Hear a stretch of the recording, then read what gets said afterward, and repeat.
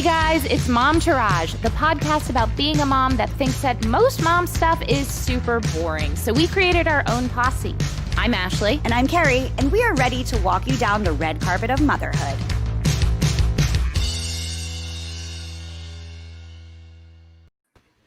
Hi, friends. Hi. I always just have the impulse to be like, when we do the show when we're not together, when it's just me here. That's because you crazy. I was like, welcome, everybody.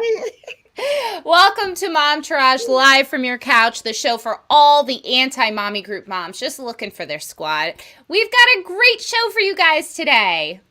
That's right. I was like, do we? Tell me about it. Sorry, we're a little rusty. We had 2 weeks off, you know? Anyway, we have a great show for you today. We have Jennifer Blossom, who is a very popular Instagram famous person. She's here to talk about... She is. She's a big deal to talk to us about. I know, but it's just a funny way of saying it. She's a popular Instagram person. They have a term for that, you know. Listen, I look like Ruth Buzzy right now, and I feel like an old person. I think it's called an influencer. She's an influencer. Anyway, she's here to talk to us about time management as a mother. And then if you're anything like us, going without your regular self-maintenance in this pandemic has got you feeling a little schlubby. I know I really do in a lot of ways. So we've got Aesthetician and Brow Queen Lara Kaiser on to teach us how to maintain our brows ourselves. That's right. Guys, it's going to be a really good show. We've got Kara on here. We've got my mom, Linda. We've got Yvonne. We're ready to go. We got our crew. So here we go, guys. Should we start with our drinking game, as usual? Let's do it. Okay, so the word today is New Year. You want to try it? Sure, let's try it. All right, you go. Ashley, how did you spend your New Year? Drunk. Cheers. What do you drink out? Red wine. Red wine. We talked about this on the show. I signed up for like a million different wine subscription boxes, and then people sent them to me as gifts. So I've got so much wine. It's just out the wazoo. We've got a nice red. How about you? That's very nice. I'm drinking what we in the Heron Smith household call a boo driver, which is a take on the screwdriver, but with some soda water. Oh, not very inventive, but that's what it isn't. But I like that name. That's cute. Yeah. No, we do what we can. So guys, today we have a good giveaway for you. As always, we have Momtourage swag, and all of you can win it. It's so easy. Are you ready? You ready to learn how? All you have to do is go to Apple Podcasts and rate, review, and subscribe to our podcast, Momtourage. Send us a screenshot to either 918-352-MOMS or momtouragepod@gmail.com, and we will send you some swag. We got some Kara got some swag. That's right. As she mentioned in her comments. Thank you. And the stickers. I know the stickers are really cute. They're really super cute. That's upside down, but it is very... A popular Instagram person. All right, let's get right to it. Let's drink and dish. But up there's my font for me looking like Ruth Buzzy. I'll avoid singing the company songs again. Ashley, you did. I haven't seen you in so long. I know. We haven't seen each other in person for like over a month. This is the longest we've gone without seeing each other since before we met. Yeah. No, truly. It really is. Yeah. And it's not because of the break. It's because of coronavirus. But my break was really good. I resolved to I thought I was going to get all this shit done, like work wise. And instead I was like, you know what? I just need a break. Yeah. We did a lot of housework. We redid our guest room. And by redid, it was like all cosmetic stuff and paint colors. But I got to spend some time with my parents. I got to really spend some time with Matt because he barely had to work also the way that the holidays lined up. And Sebastian. And it was just super nice and chill. There wasn't too much government craziness. Until now. Yeah, until now. How was your break? Well, first of all, when you first said it's not because of the break, I felt like we were Ross and Rachel for a second. And you were saying that we were on a break. I was like, oh, you meant like the break of like the holiday. I don't know what is wrong with me. My brain cells are not working today. Anyway. We're rusty, and also, there's a lot of world shit going on right now. God. So how was my break? It was good. I went to go see back to my mom, who's actually at our house now since she's in our bubble. So we went there for a couple of days. I still taught a lot of yoga, so it really didn't feel like a break to me. So I really didn't get like a break, to be honest with you. And what I said to you the other day is I missed this. I missed our time together. I missed working on the show. So you enjoyed the time off. I kind of missed us working together. I mean, I miss chit-chatting, but we still do that anyway. Like, we still talk every single day. I just felt like I didn't have that, like, thing to look forward to. Like, obviously, I'm in love with you, Ashley. What I mean to say is I give you the rose. I choose you. Okay? I just missed you. And it's really wearing on me not being in physical presence of you. This is where it comes out that I'm, like, your stalker, basically. It's really been hard not to be, like, in your presence. In fact, this is not in the show. I bought us something for Christmas matching, and I oh my God, reveal it. Okay, I'm scared. These are tube socks that say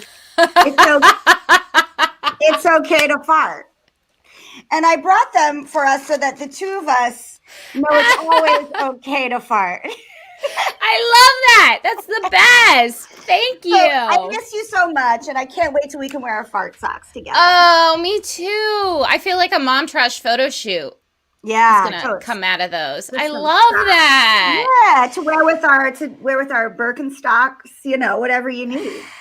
God, the day I've done it. I wear Birkenstocks and socks all the time. Yes, I know. I've really given up on what I look like at this point. Like, obviously. You guys, I look good from the tits up right now, but below is a mess. I'm wearing.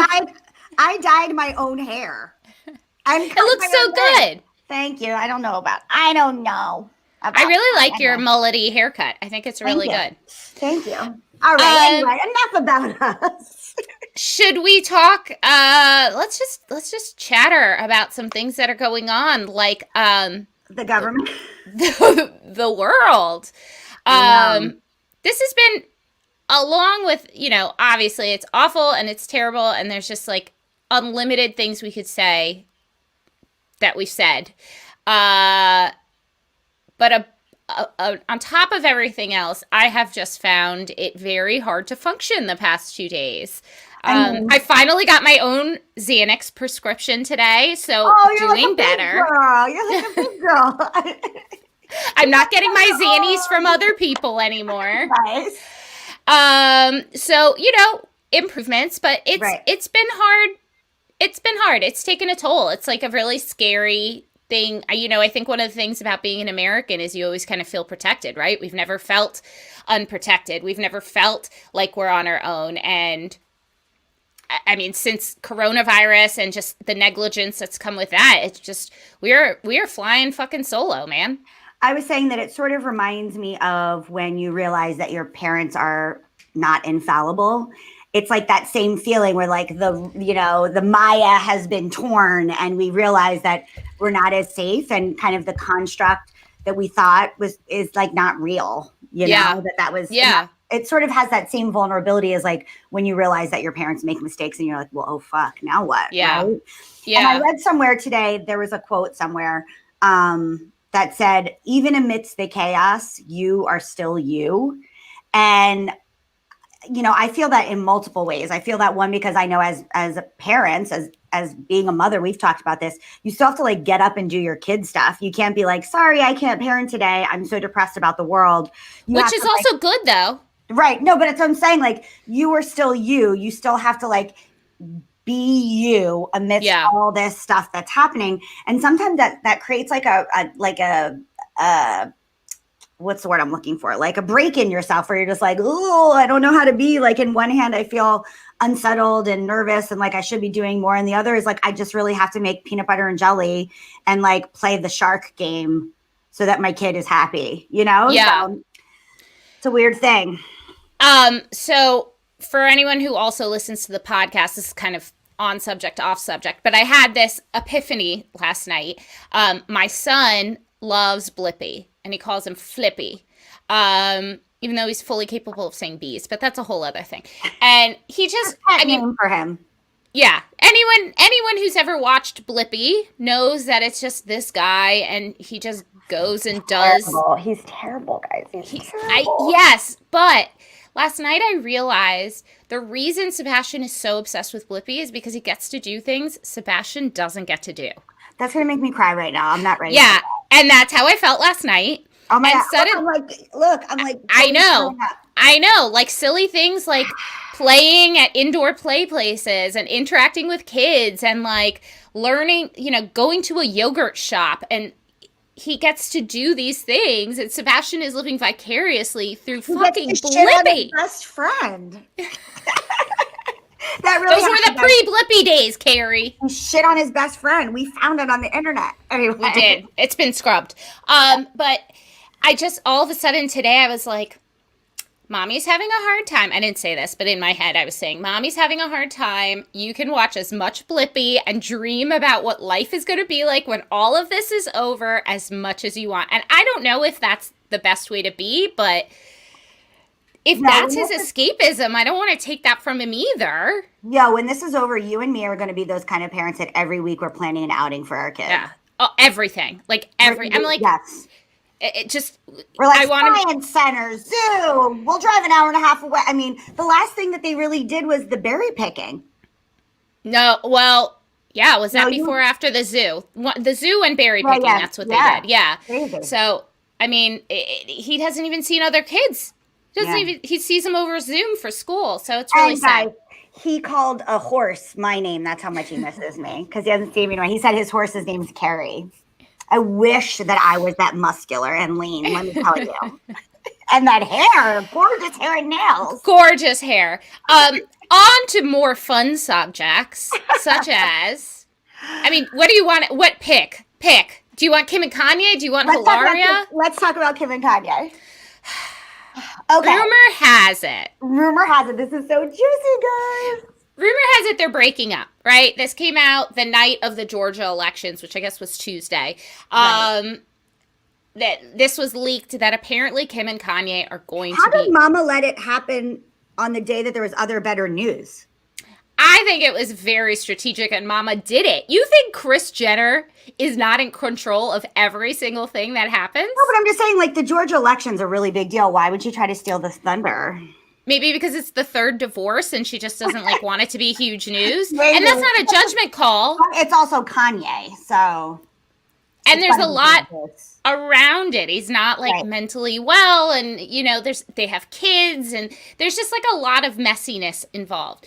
But then another piece of gossip came out, and that is that Kanye and Jeffree Star are hooking up.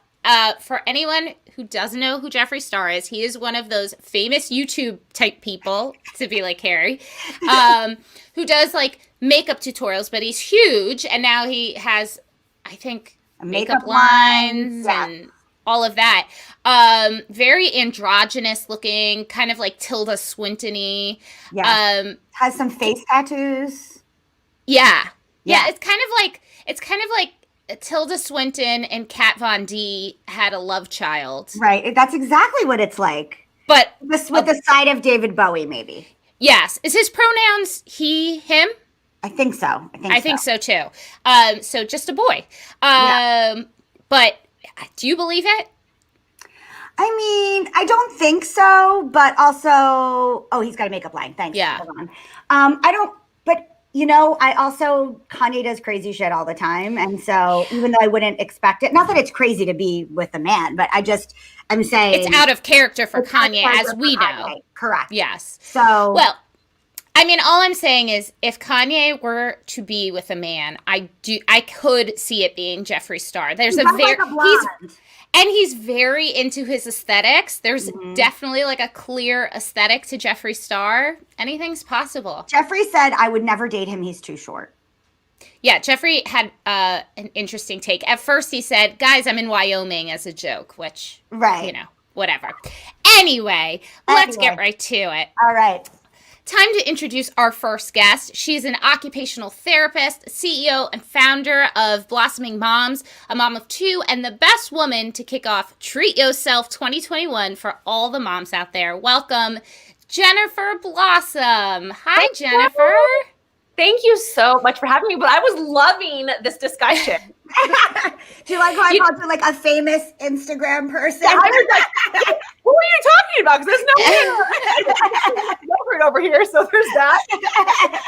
Did you say you're making yogurt? From scratch, girl. No, cleaning it up, like off the My friend gave me an Instapot recipe for yogurt. That's why I was like, the timing. I know. So good. I haven't yes. it yet. So can you tell us a little bit about Blossoming Moms, like what the Blossoming Moms lifestyle is all about and what that means? Yes, you guys, like seriously, the movement. I feel like just what we've all gone through as moms in 2020, but also just like this movement that is almost like this hot mess motherhood where so many moms are just on the struggle bus and accepting that as their life. That has just been like my spearhead of like, hey, we can't live this way anymore. So our heart, our passion, my real just I guess motivation is to help moms create that transformation, to move out of this hot mess lifestyle to one that is fulfilling and meaningful and purposeful, and to really simplify motherhood. I think that motherhood is so overwhelming for so many of us, and if we can really learn how to simplify our mind, our time, our overwhelm, like everything gets so much easier and it's more meaningful and enjoyable, and we can enjoy ourselves and our kids. And that's how we create just this legacy change, which we all know, like we need this right now. Yeah. So much. And there are kind of three pillars to the Blossoming Moms lifestyle. Can you kind of go over that for us? Yes. Just what they are, what that pertains to. Yes. So mindset, and then we have overwhelm, and then really taking charge in reclaiming your motherhood. So mindset is so important. I think it's one of those things that we neglect so often as moms, but really as like people in general. We don't pay attention to our thoughts, but so often our thoughts dictate our behaviors, our attitude, our habits, and ultimately our life. So really taking control of, how am I thinking? Like, who am I showing up as? Who do I want to show up as? What kind of mom do I want to be? What kind of life do I want to experience? And really bringing that intentionality back into our motherhood, our life, our homes, and our world. So really tackling the mindset part of it. And then looking at our overwhelm. I think that as moms, like, I mean, you guys know, like we wear so many hats as moms and we go through so many different seasons. And if we can just take a step back and again, bring that intentionality back into motherhood of, okay, like, why am I feeling overwhelming? Duh, like all the things, like, you know, soccer practice and meals and laundry and work. And like, I mean, we all know. So what's overwhelming to me, and how can I, again, like start to simplify that and make just baby shifts in my day-to-day life to make this easier and simpler and more enjoyable for us and for our kiddos. And then the last part is really taking ownership over our motherhood. I think that we're often just like thrown into motherhood. And I always joke with our moms, like if you've ever been to IKEA or Bed Bath & Beyond or wherever, like try to put together a dresser, the instruction pamphlet for a dresser is like 1 million pages, 1 million languages. And it's like, okay, if that was for an IKEA dresser, like, why don't we have one of those for motherhood? And so really taking a step back and thinking, okay, like if motherhood is all encompassing and all of these things, like how can I show up and take ownership over it and studying instead of letting it take ownership over me and just like dragging me in the ground? Because honestly, guys, like this time's going to pass regardless of how we choose to show up. And so my heart is to really help just equip and empower moms to choose to show up with more purpose, with more intentionality, with more meaning. And we do that by really simplifying these three things. So your mindset, your overwhelm, and then taking ownership over that direction and that course of your life. I always feel like I have an intention, and then the day, and it starts off okay, and then it just like a train goes off the track.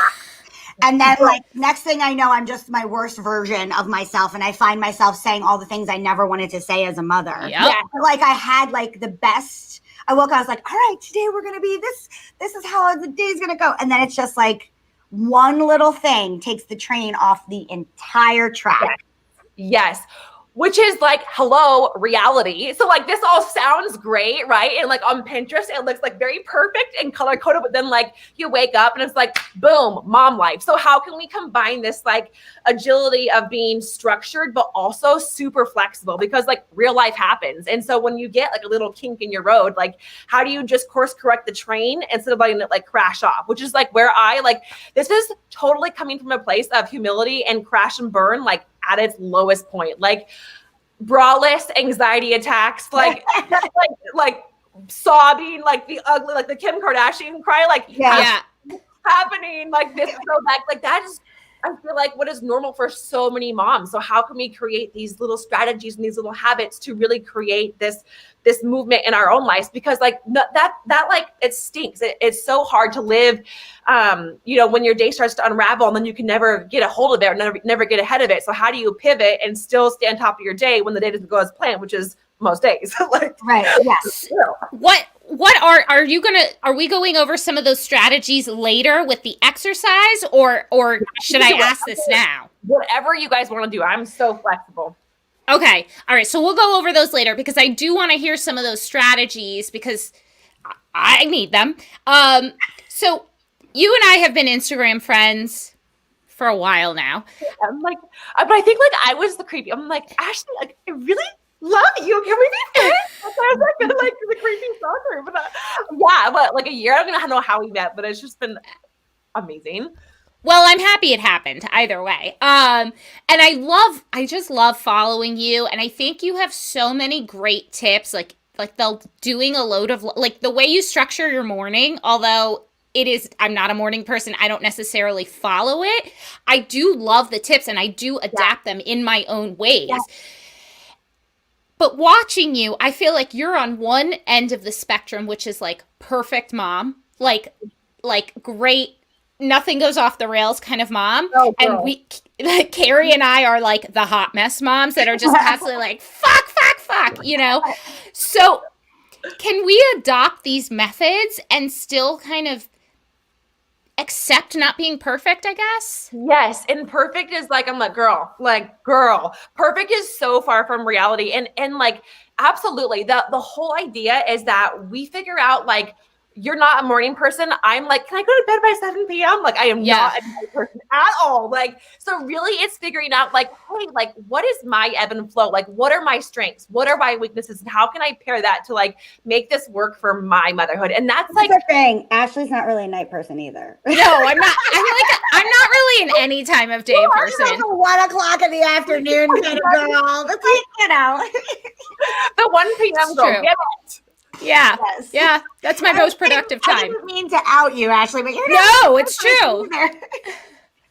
I love it. No, and that's such a good point too, is like, and I feel like that's where so many moms can get so discouraged, and we can follow different experts or read different books. And it's like, you have to start your morning at 5 a.m. and do this and do that. But it's like, that's not your sweet spot. Like, you got to figure out what works for you. And that's like the empowerment of like taking ownership over your life and figuring out what flows in your season and then just making it work for you. And that's like the greatest gift. Yeah. For sure. Now, on the subject of conquering your overwhelm, because like, overwhelm, I was even overwhelmed before I had a baby, so like then add a baby and just throw a baby in. Yeah. One of the most overwhelming things to do is to try to get anything done when you have a kid. Like, I feel like I'm trying to just schedule stuff in on the times that she naps, which is getting shorter and shorter as she gets older and older. Yeah. Ashley and I don't have help with our kids. I mean, I say this, but my mom is actually downstairs right now helping with the kid. But on a whole, and mine's with his grandparents. So. Right. But on a whole, we don't have like a scheduled, aside from the time for the show. Yeah. Exactly. How can we even juggle or get anything done? Like, she just takes my whole attention, so I can't actually do laundry or even cook a meal because she's literally like hanging on me or wanting me to pick her up, and like I just don't even know how to get anything done. Yeah, and that's so common too. Like, and I'm here like with those systems because I was so unbelievably overwhelmed, and like my whole house was just like I mean like meals, laundry, work, like everything was just like spiraling, broken. So what really helped me, and I feel like I had to hit that rock bottom moment of like 9 piles of laundry on back order, like dishes freaking like everywhere, meals like out the door. Like I had to hit this rock bottom moment of like, I can't live this way because it's affecting me. Like I was hating who I was becoming. Like I was just grumpy and sad and snappy and just like miserable. And like we went through a huge season of infertility, and I was like, I pray, like I've been working so hard for this, and now it's here and it's not what I expected. And I think it just like slaps us in the face as moms. So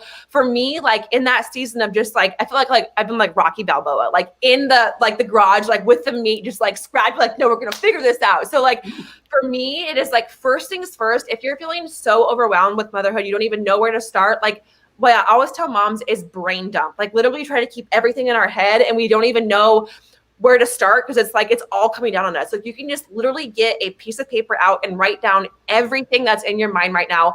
And then after you get it all out of your head, like the things that you have to do, the things that you need to do, the things that you want to do, just like all the crap, like get it out. Because when it's out, you can like see it, like, okay, now we're going to get after this.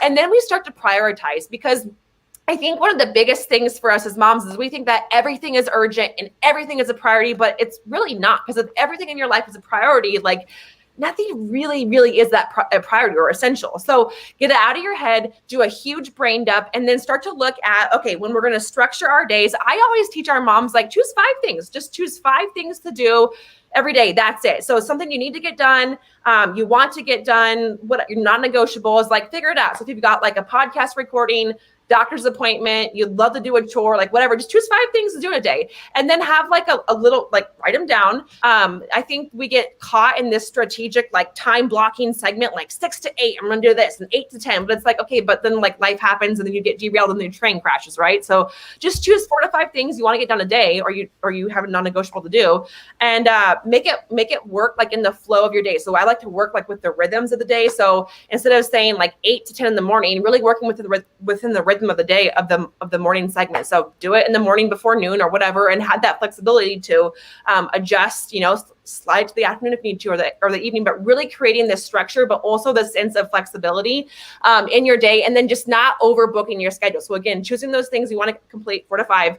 And then if you have other things you can do, like great. If you don't get them done, just like slide them to the next day. So it's really having that approach of like taking things off and only filling back your day with things that are an absolute essential for your day. Does that make sense? Yeah. And actually, that's the perfect segue into time suck. Okay. So That is what we're calling this segment. time suck. Okay. I love it. You told us how Blossoming Mom's lifestyle teaches you how to master your time and manage the overwhelm. And we want some of your help putting some of this into practice. Now, we're going to give you an example, and I don't expect you guys to read this whole amazing spreadsheet that Ashley put with these amazing fonts of our names. This is an example of a day in the life of Ashley and Keri. I think we each picked Tuesday, in fact.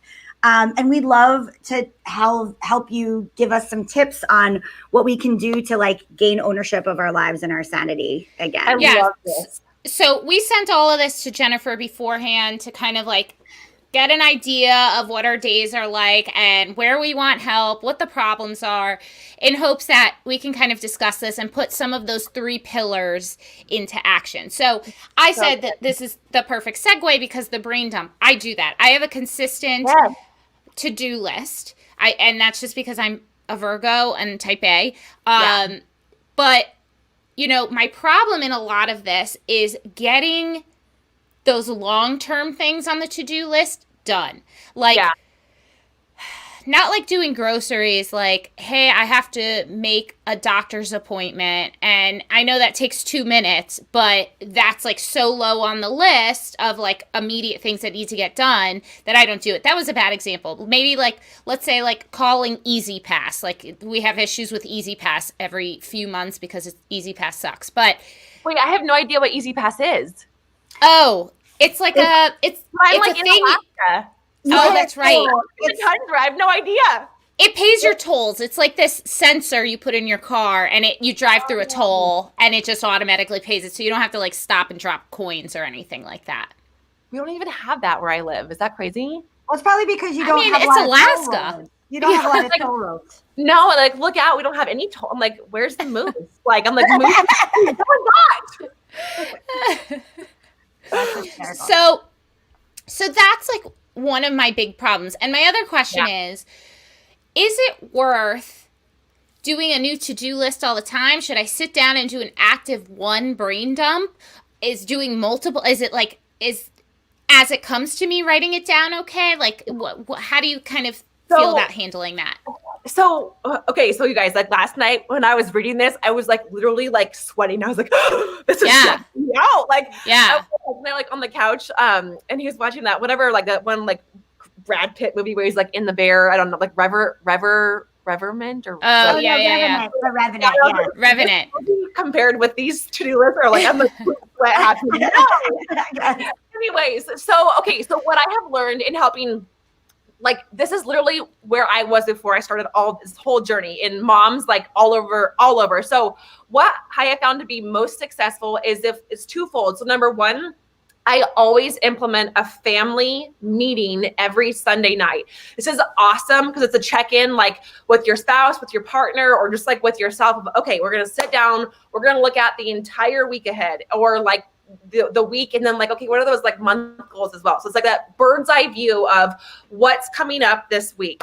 If it does not bring your family joy or meaning or purpose, if it's just like adding busyness to your calendar, get it out. Like we don't have to keep saying yes to all the things. I think if we learned anything from 2020, we learned a lot, but really like focusing in on what's most important, like take that to your calendar too, because when you learn how to master your time, like you master your life, right? If we aren't good with our time, like there goes our life. Like your time is your life. So we've got to protect it and prioritize it. So having that family meeting or that meeting with yourself every Sunday night to overview the week, making sure everything that you're going to pencil in those non-negotiables first. So like doctor's appointments or whatever, like you can't adjust, like you get all of those on the schedule.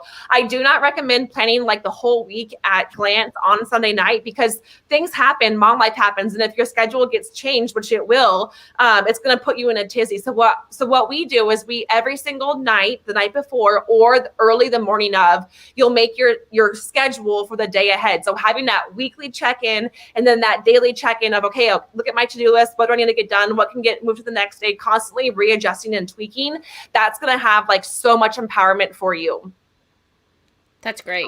That's great. Keri, what was some of your biggest problems?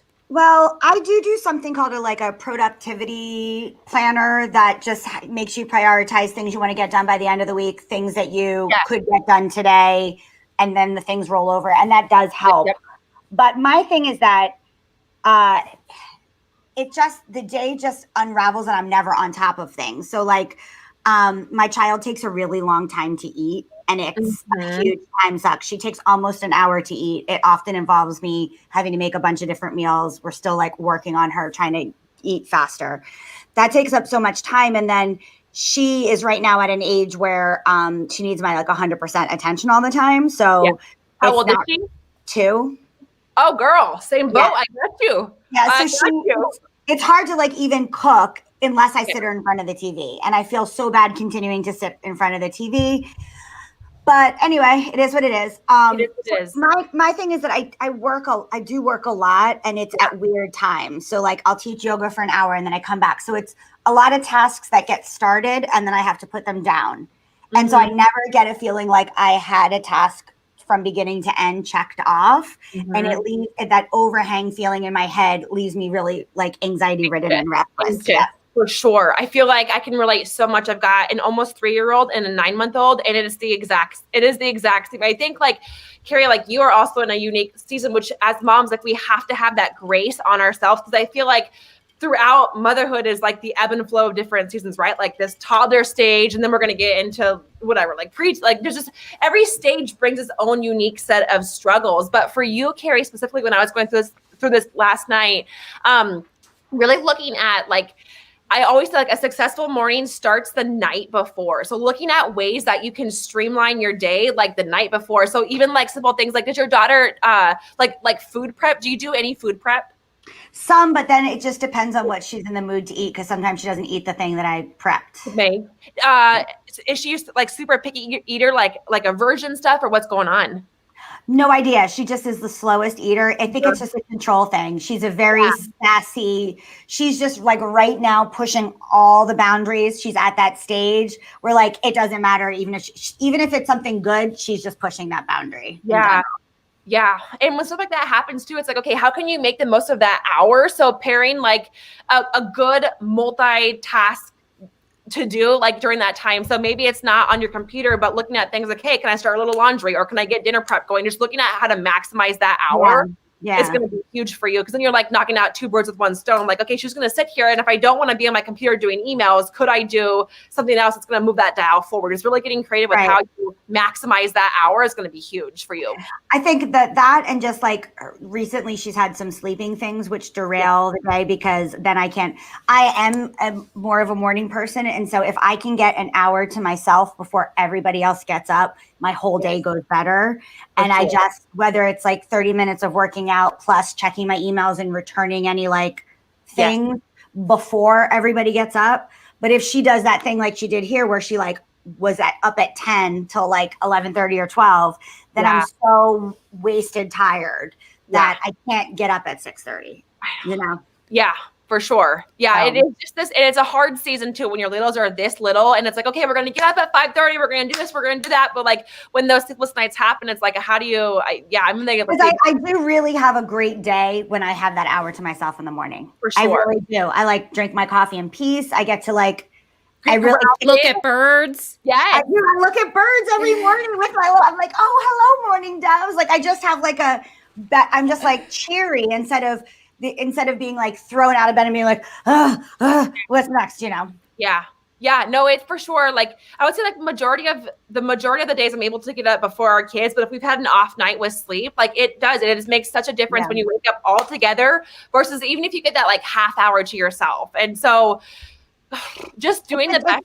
It's the difference between having your teeth brushed and then the whole day going without your teeth brushed. Really, there's something about like getting centered before like all the chaos and being able to like effectively manage through that. So one thing that's been super helpful for me, Keri, too, like if our kids will wake up, like, or if it's been an off night or whatever, like I'm still like, hey, no, like mom needs her time for a moment. So being able to like guilt-free, be like, okay, you guys can watch a show. Like I'm going to pop in like a podcast or an audio or just anything and just get like centered, even if it's 10 minutes, like just do what you can with what you have and just build and battle, girl. Yeah. Like, because we gotta take care of ourselves too. Because I mean, you guys know, like without that, like we can't give what we don't have. So being able to really center in on what we need as moms, and I believe like how we start our day really creates that momentum or lack thereof for the rest of our day. So being able to prioritize that, regardless of like the night sleep, even though I know it's hard sometimes, is just so important. Yeah, because I'll get resentful then if not. I'm like, I never had my time today. Yeah, exactly. Just looking at this, I'm so sweaty. I'm like having a hot flash looking at this. Girl, this was me last night. I was like, okay, we're going to start doing meal prep. All right, I'm going to take it off. It's too much for all of us.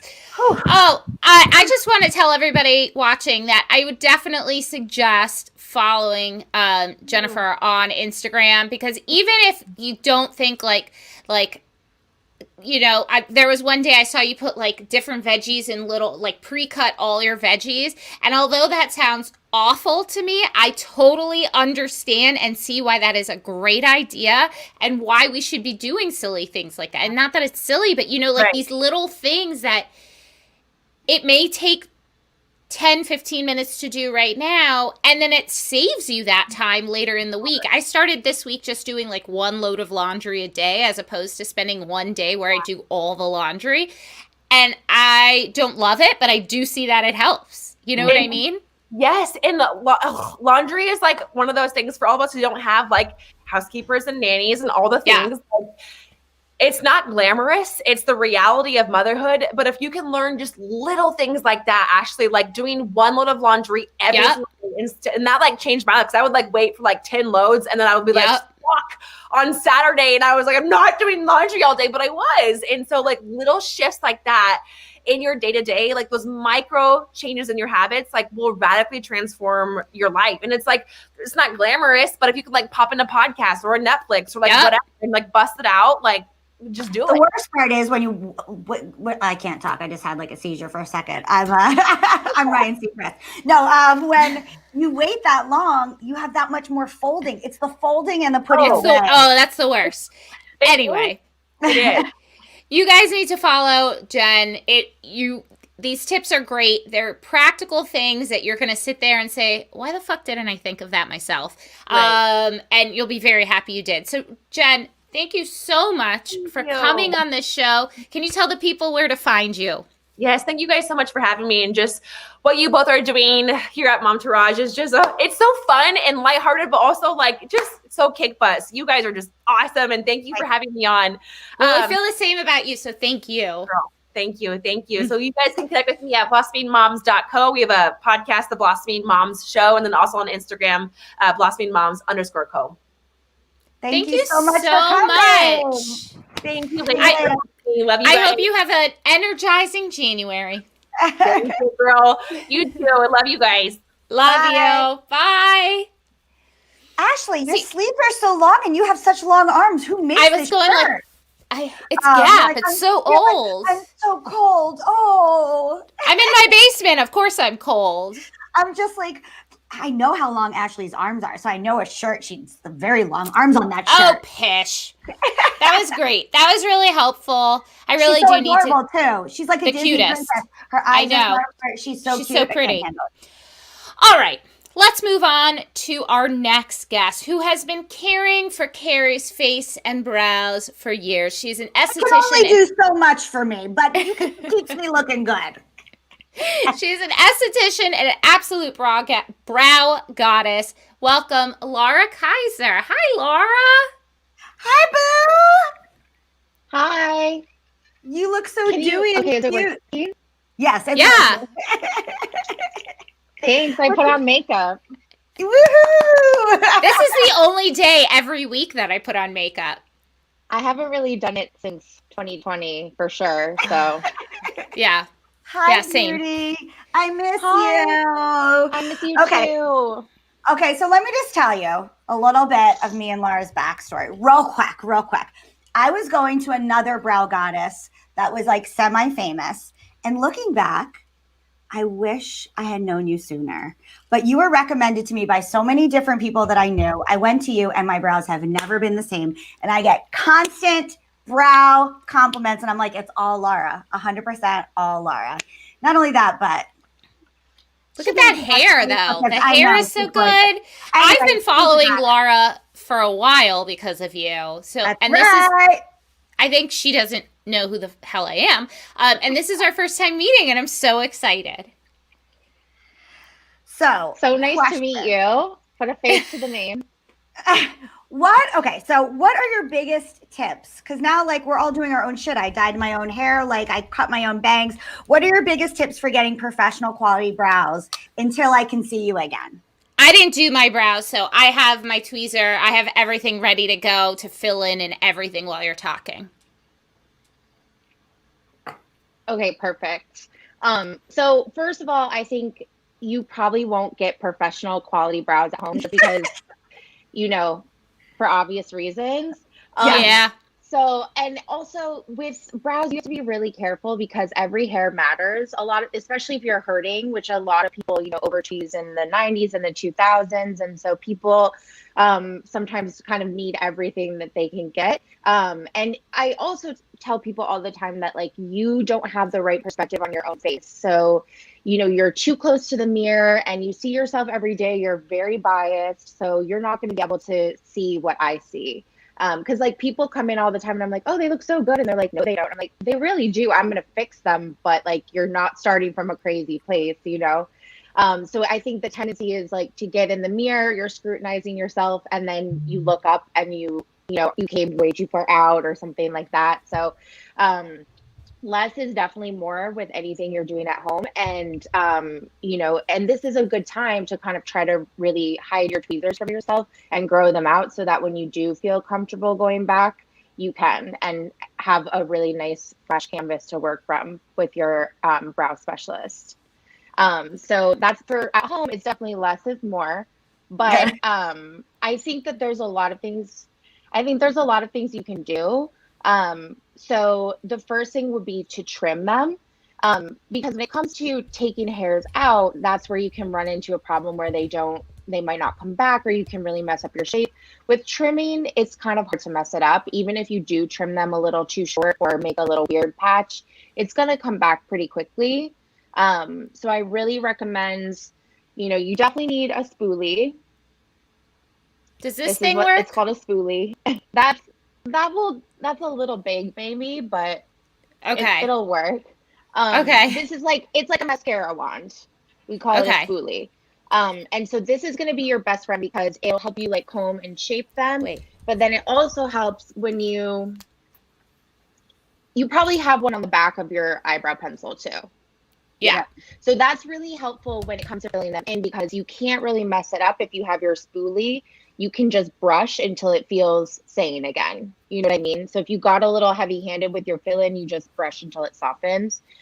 So this comes in really handy. And then I just use this is actually a dedicated, I'm really bad at knowing where to hold You're stuff. good, there you are. But this is a dedicated, So it has a little curve on the scissors. So that's where you have to be careful is that you don't dip down into the brow. And it's going to be a little bit hard to see. And also I keep mine very groomed because I'm psycho, but there's not much to do. It's also your mine. job. Yeah, exactly. So there's not much to do on mine, but if you guys can see, you just kind of want to comb them up and out. And you can see, it should be somewhat obvious what is I got out some of the line. You'll see somebody that's really long or that has a little curl in it. And then you can just and you go backwards, against the grain. So you turn the scissors this way.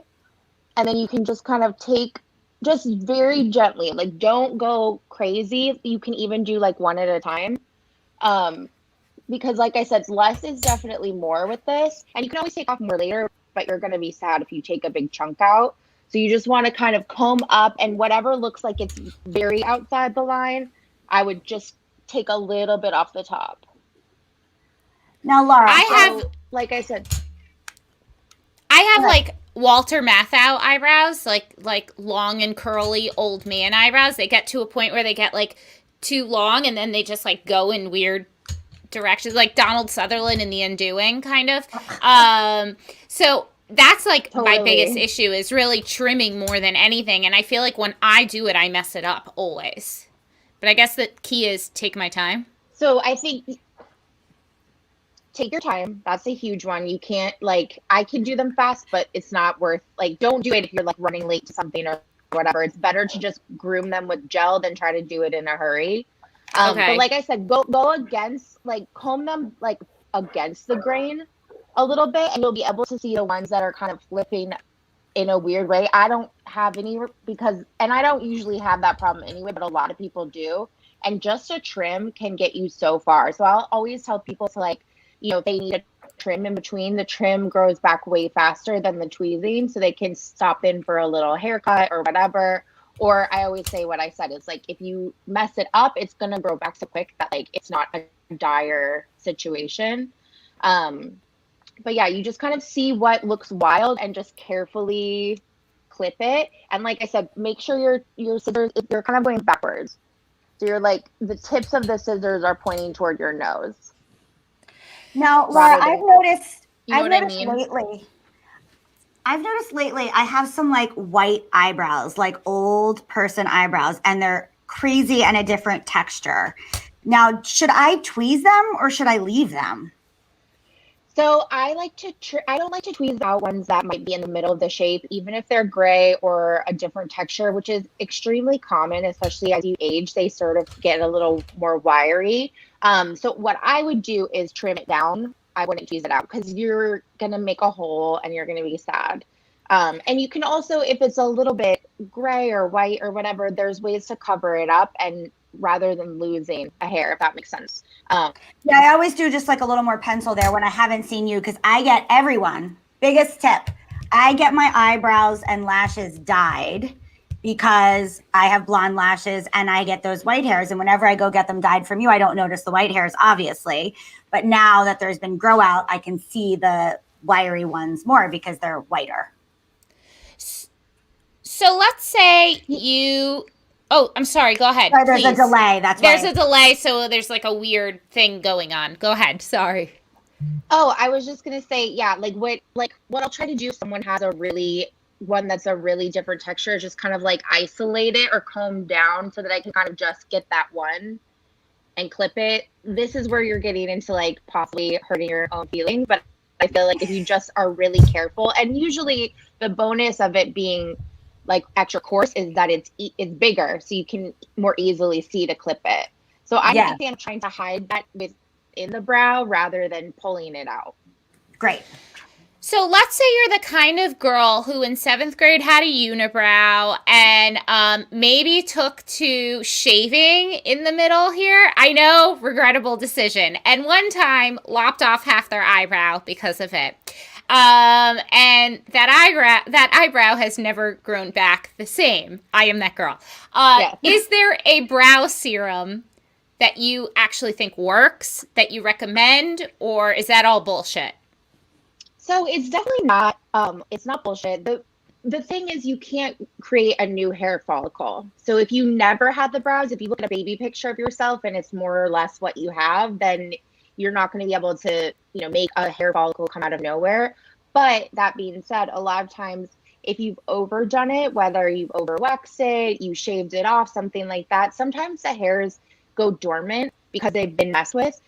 And so that's why it is really important not to over tweeze. But if you do get there, a lot of times you can make it come back. So the hard part about that is like what you guys were talking about before. It's like so hard to get things in your routine. That's the hardest part, is just to put it into the routine and remember it every day. But I really like the Grande brow. Wait, is that the gold one? It's gold. So it's kind of like, Grande brow.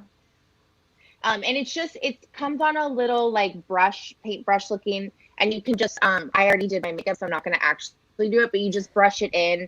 And you don't have to worry about being careful with where you place it because, you just want to get it on there. Like you can have it by your bedside and just put it on right before you go to bed. Or I also like to do it in the morning because I'm not very good at doing a night routine. So like, I'll just do this in the morning before I put my makeup on or whatever, because it's watery, it'll just dry down. So as long as you get it on there once a day, and even if you miss a day, it's not a big deal, but try to get it on pretty much once a day. And after, depending on some different factors, like you should be able to see some growth within 3-4 months. And a lot of times it will happen anyway, but this just makes it happen faster. Oh, I love that. And then for growing back too, I always tell people, it's like, because everyone thinks that they're not tweezing them, but they really are. So like, if you need to compulsively tweeze, I'm like, tweeze your mustache or your chin or something, but like, don't touch your brows, like not even one hair. And they're like, well, what about just down here? I'm like, I know you think you're just doing down here, but you're not. And sometimes if people really get on board, they are like shocked, like they got brows that they never thought they could have again. So it's definitely all about patience, consistency, and just like trusting the process, Do you have what about those of us who have unibrows? We have to tweeze the middle of it, right? Is that, or no, just don't touch that either. Yeah. No, I get not wanting to have a unibrow. You just have to be really careful, because the best thing is when it goes all the way across the eye. It's like the frame goes on the whole picture. You know what I mean? So I do see, especially, I feel like back in the day, everyone said to start at your tear duct. And so a lot of us took too much out of the middle. So I always say you want to go like right over your center of your nostril. So a little further in. They used to say tear duct, so it was like here. You know what I mean? So center of the nostril. So what I always tell my clients, they're like, I have to tweeze my unibrow. I'm like, just go right over the bridge of your nose and just be so careful. You know what I mean? Because like that, just take, but like when in doubt, again, don't tweeze that hair. You know what I mean? If you're questioning it. Yes. Okay. Now I feel so like it's just like that bridge of the nose. Okay. I can do that. I feel like we've heard 100 different ways, or everyone knows like a different way to fill in the brows. How do you recommend filling in your brows? So this probably isn't gonna shock you guys, but I think less is more with fill-in. I think that there's a lot of crazy brows happening, and it's like my personal crusade to like make brows sane again. Like So Meredith from Salt Lake City, her eyebrows are insane, but that's besides the point. she makes me so sad because she's so pretty. Like I'm not even a housewife She's so person, beautiful. but I do like she's so beautiful and she's hurting her own beauty. You know what I mean? Yep, So I wish agreed. that she could talk. I'm like, I just want to talk, girl. Maybe she's watching. But so Just yeah, kidding. I hope she is. So do we. But yeah, so what she might be, you never know. She does. She's a mom, right? Yeah. So when it comes to filling them in, I really like, I don't care what you use. I brought a couple of things. I use like, this is just a crayon. It's called Eco Brow. And it's actually like, I'm almost out of it, but it's like a little wedge shaped tip. And then it has this spoolie on the other end. And I also have, it's from the same company. But this is like the brow pomade, which this one is very dangerous. I feel like tread very carefully with this because you can easily get Sharpie brows. But my favorite thing is the Glossier, or it doesn't have to be Glossier, but Boy like brow? a tinted brow gel. Yeah, that's my favorite. And the reason I have a why I like clear boy one. brow is because, okay, so clear is good. Clear is like hairspray for your brows, so it will hold them in place, but it's not going to give you necessarily more oomph. Yeah. So what I like about the boy brow is it's kind of like mascara for eyebrows where it gives volume to the hairs themselves. So, and it's really important if you do like a tinted gel, you want to start with like squeegeeing it off. So that sounds dumb, but take an extra like 20 seconds to squeegee off, and that will be so key to not making a mess. And then let me see where you guys can see, but then I just you kind of just smoosh it in. And I'm missing a little bit back here, so I like to kind of press it so that it gets a little bit on the skin, and then I comb it out. Oh, that's So a really good tip. So you do like a little like a little bit of a work it in. Like a little tease. Yeah, like Almost. yeah, and like just kind of like press the applicator against your skin and then comb it. Oh, that is that's a good the tip. best tip I've ever heard.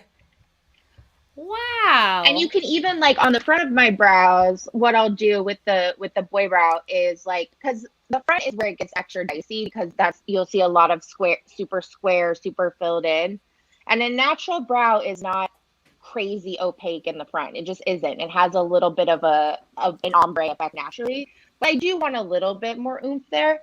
So I'll take it vertically and just kind of poke it right in the front, and then I just smoosh again. Oh, that's good too. Okay, so yeah, no wonder you're the brow queen. So can you guys? Yes, totally. Can you see the difference? And it's so subtle, but it's so nice. And what I'll do, this is what comes with me every day, no matter opens what. your whole But then eye. Yep. Totally. Yeah. I don't know if you guys can tell, but Yeah. and so No, like you I can. do boy brow every day, no matter what.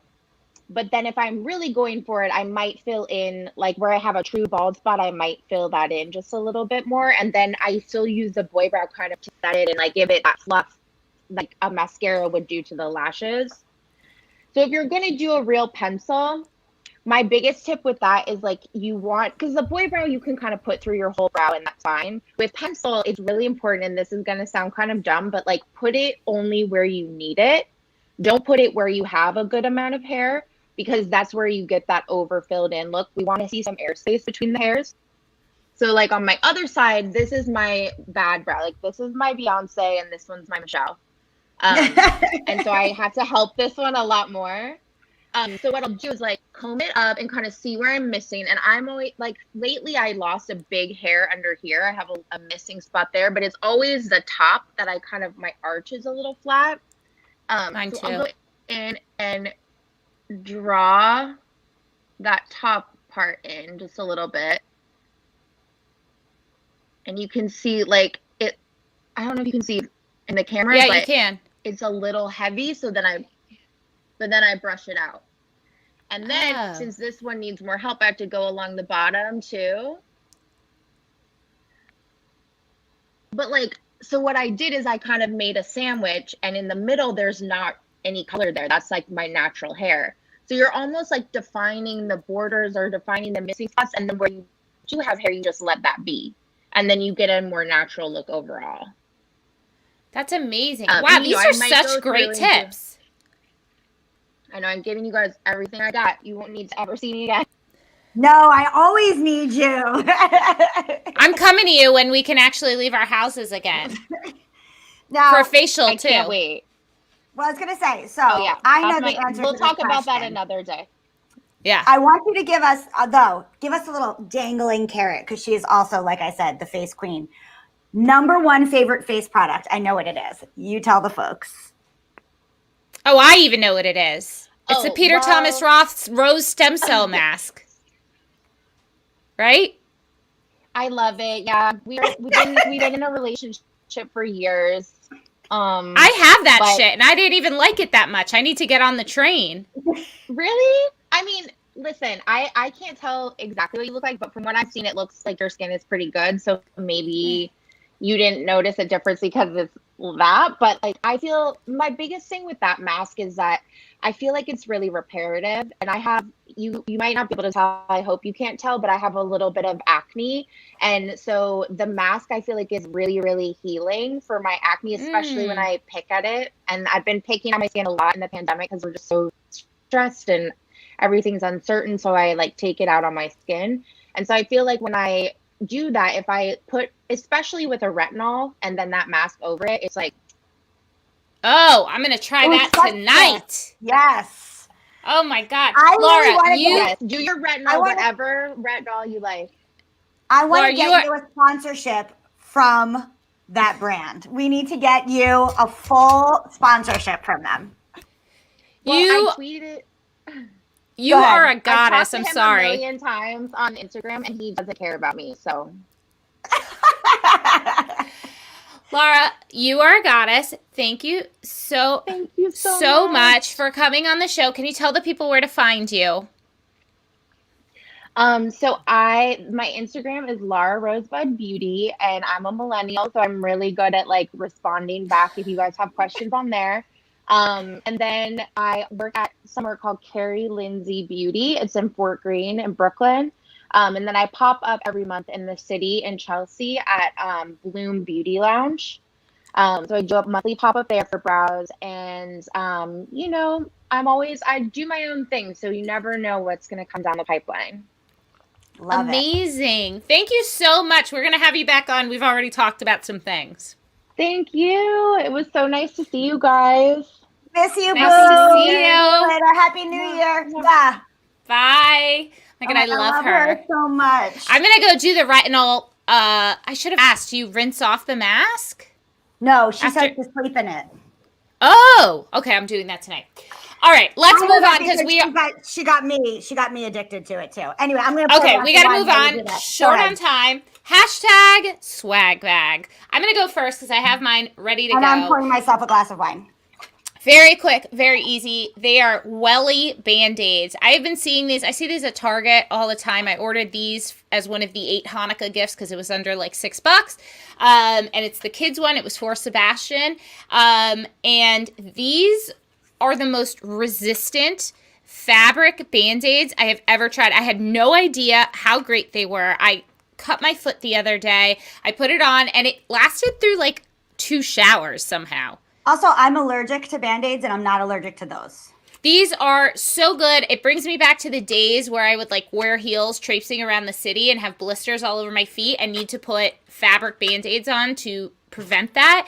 And they never lasted, and these would last. So working, I know. girl. These would last. So Welly Band-Aids, this was under $6 on Amazon, and they're really cute on top of it. They're monsters all over them, and all the ones are cute. They have rainbow, black color, everything. Okay, so during the pandemic, I've gotten into doing my own nails, and I've tried at least like 4 different nail kits at this point. I dip nails, the whole 9. These are by far the best. Okay, so they're so cute. So they came with patterned ones and non-patterned ones, and I mixed them up. This is like a flat one, and this is a tiger eye. So this is Ohora Beauty, and I'll get this out. A Korean brand. It's a Korean brand, K-Beauty. So this is how they come, and they have a mixture. So in here is enough strips for at least 2 full sets of manicures, right? So if you really wanted to, you can make it last longer. Just put 1 accent nail and paint your other ones if you really wanted to. But this is like 20 stickers in here.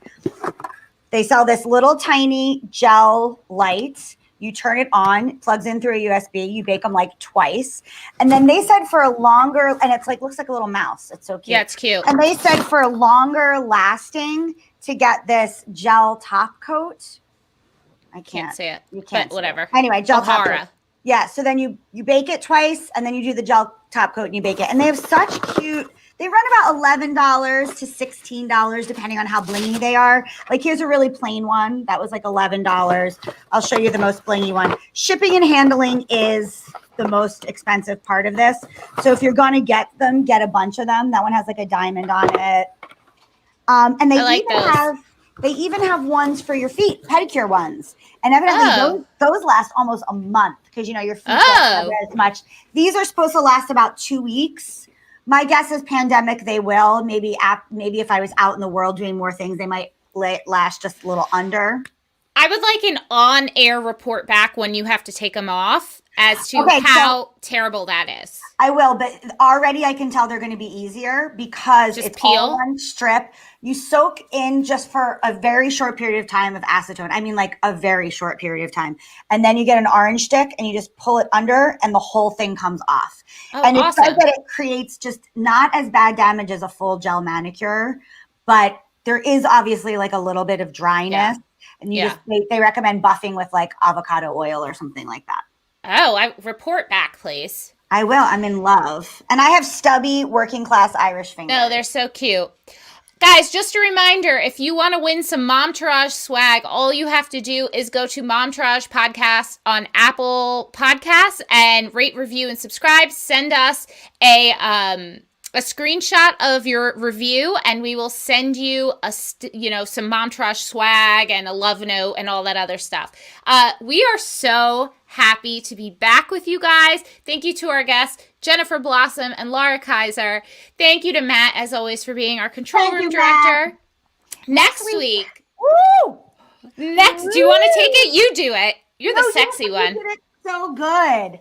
Okay, next week we're bringing you a sexy show. So you're going to want to put on your silkiest couch lingerie because we'll be chatting with sex therapist Dana B. Myers, and Jacqueline Baker's going to be back with something astrological tarot goodness for a super sexy show. Make sure to check out our Instagram at Momtourage Podcast, and thank you all for watching. We love you. Bye. Make it through the week. Okay, that's our show today, folks. Thank you so much for giving us a listen. Please do not forget to rate, review, and subscribe. We are out here on our own, and these things really, really matter. We want to hear from you. Tell us what you want to hear.